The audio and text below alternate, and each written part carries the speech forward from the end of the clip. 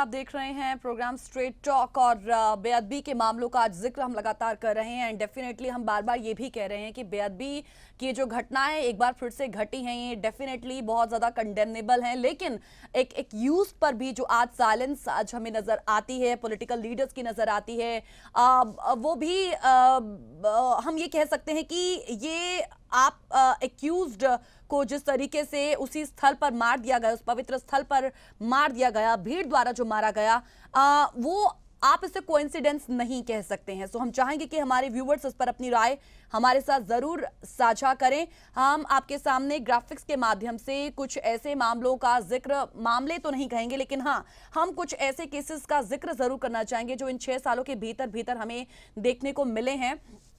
आइए आपकी television screen पर ग्राफिक्स के माध्यम से वो मामले रखते हैं कि 2018 में राज्य में प्रति 10 लाख जनसंख्या पर बेअदबी के 0.7 मामले जो हैं वो सामने आए हैं।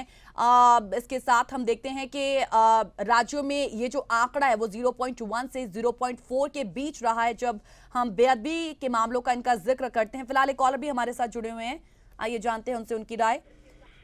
नमस्कार सर, बहुत बहुत स्वागत है आपका प्रोग्राम स्ट्रेट टॉक में।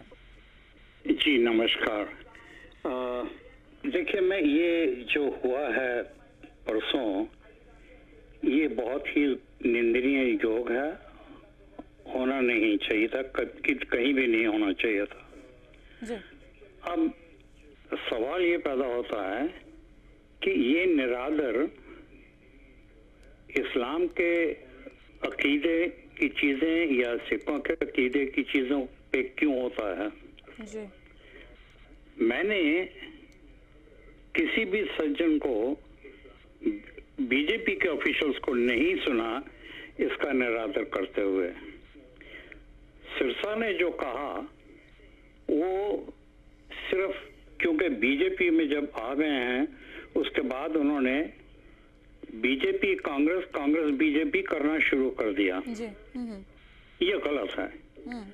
अब बात आती है कि व्यक्ति का या जिसने जो काम किया है उसको मार देना जायज है, मुझे नहीं मालूम, लेकिन जब आप किसी के अकीदे पे हमला करते हो तो हजूम इतना हो जाता है, किसी को नहीं पता लगता किसने कितना मारा और कौन कौन थे और किसकी चोट के ऊपर उसकी जान निकली। लेकिन ये तो ठीक है कि मारना नहीं चाहिए था, क्योंकि आपने जो सबूत आपको मिल सकते थे वो नहीं मिले। अब ये तो कानून के खिलाफ है, ठीक है, लेकिन जिसने ये काम किया उसने भी तो कानून के खिलाफ किया ना। उसको क्या जरूरत पड़ी थी यहाँ आके करने की? उसको पता नहीं था कि ये क्या होगा, मेरा हशर क्या होगा। अब आप देखें कि यूपी में लड़की का बलात्कार होता है, उसको रातों रात जला दिया जाता है पुलिस के दवाले और उसकी लाश भी माँ बाप को नहीं दी जाती। क्या यह कानून के मुताबिक था? या पुलिस अगर ऐसा काम करे वो कानून के दायरे के अंदर है, अगर पब्लिक कर दे तो वो कानून के दायरे से बाहर है। मुझे ये नहीं समझ आया कि ये हम करते क्या हैं। बहुत हिडन स्टोरीज हैं ये इनके बीचों बीच।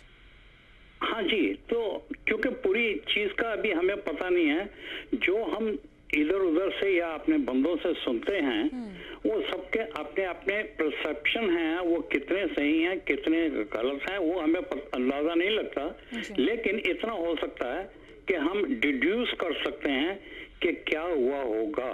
हाँ। अभी कत्लेआम जो हुआ पार्टीशन के दिनों में हुआ, 1984 में हुआ, क्या वो जायज थे? उनका कोई फैसला हुआ? अब देखिए, अगर हम पब्लिक ये जो पुलिस के हवाले देते हैं या कानून के हवाले देते हैं, तो कानून क्या जस्टिस देता है समय पे? नहीं देता। वो तो सबूत साबित हमें के नजर आता है कि नहीं हुआ।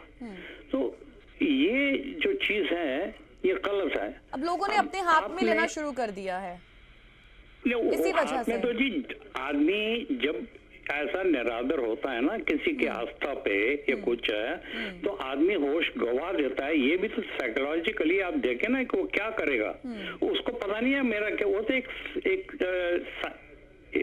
बड़ा साइमल्टेनियस रिएक्शन हो जाता है कि वो ऐसे काम करने शुरू कर देता है। अब जब हजूम आ गया तो उसमें हम पकड़ नहीं सकते, ये बहुत मुश्किल चीज है। अब सवाल ये है कि आपने ये तो जिक्र कर दिया कि ये उसको जो मारा गया वो गलत है। अब मारा भी गया तो सिखों के हाथ ही मारा गया, जो सिख धर्म के फॉलोअर हैं, दूसरों ने तो किया नहीं होगा। लेकिन वही सिख धर्म जब कहीं विपदा होती है, परले आती है, तो ये जब खौफ होके और बिल्कुल वॉलंटरली मदद के लिए, इमदाद के लिए जाते हैं और आपको सहायता देते हैं, उस वक्त क्या होता है भाई, यही एक कौम है जो आपको सपोर्ट करती है आपके बुरे वक्तों में। तो उस सवाल जो कर रहे हैं तो कीजिएगा जरूर, आपका हक है, लेकिन सवाल सोच समझ के कीजिएगा कि जो कौम दूसरे की सेवा में लगी रहती है वो ऐसे काम कैसे कर सकती है। ओके। तो ये जो चीजें हैं, ये सरकार, मुझे नहीं मालूम, कोई ना कोई तो कराता है। वो लड़का आया कहाँ से था, क्यों आया था?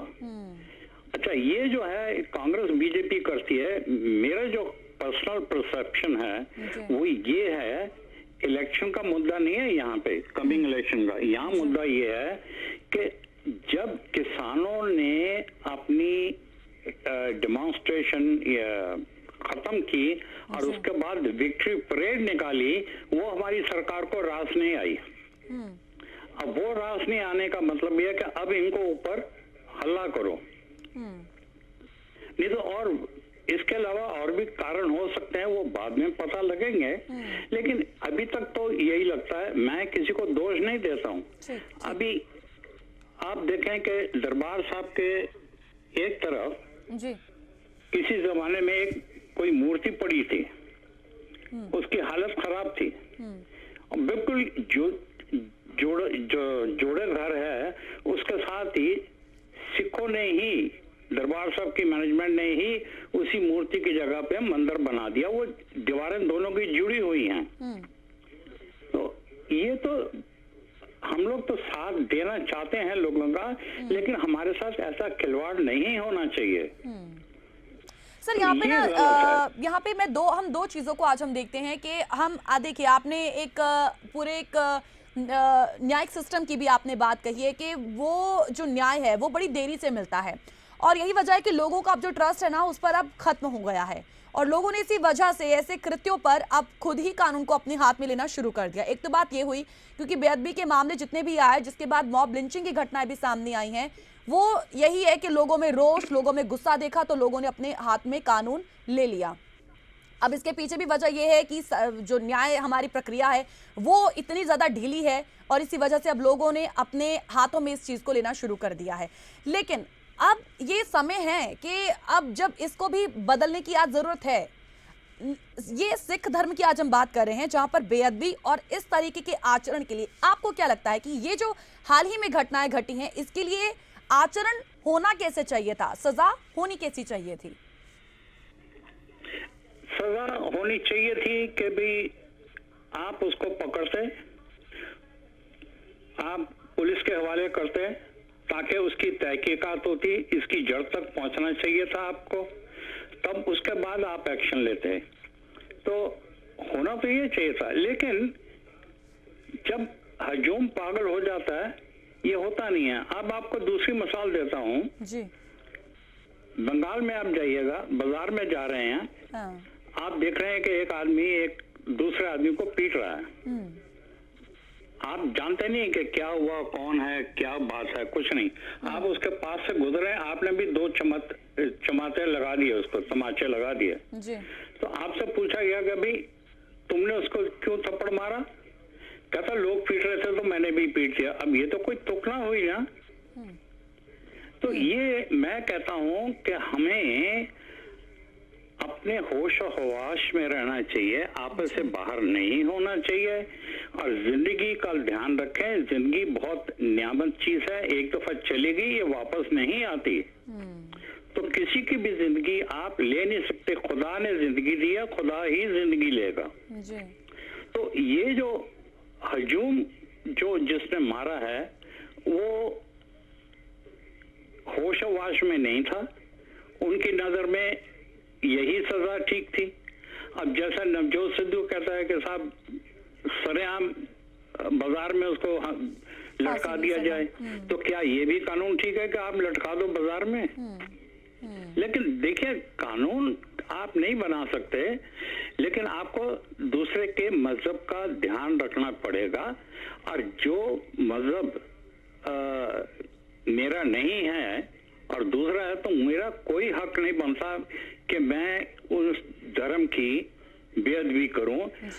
और ये हर इंसान का हक है कि वो जिस धर्म को मर्जी अपना ले जी। तो ये जो चीजें हैं, ये हमारे पॉलिटिकल लीडरशिप भी बहुत नकमी है, हमारे लीडरान बहुत नकम्मे हैं और ये जानबूझ के कराते हैं। और ये मुझे ये नहीं समझ आती, ये तो हादसा तो ये हुआ, लेकिन यहाँ बीजेपी कांग्रेस कहाँ से आ गई भाई? जी। छूटते ही आपने बीजेपी को इल्जाम लगा दिया, बीजेपी ने कांग्रेस पे लगा दिया। कांग्रेस के अलावा और कोई पार्टियां नहीं है जी। तो ये जो इससे पता लगता है कि ये शरारत बहुत गहरी है और लोगों को गुमराह कर रहे हैं। लोग बेवकूफ बन जाते हैं, इनके नजरों के इनके पीछे लग जाते हैं और हम लोग सफर करते हैं। ये नहीं होना चाहिए। ये कोई तहजीब याफ्ता सिविलाइजेशन की तस्वीर नहीं है। ठीक, thank you sir, thank you so much अपने व्यूज हमारे साथ शेयर करने के लिए। डेफिनेटली बेअदबी मामलों और लिंचिंग से पंजाब में एक डर जो है पैदा होने का जो खतरा है वो बन चुका है। अपने व्यूज भी हमारे साथ जरूर शेयर कीजिएगा।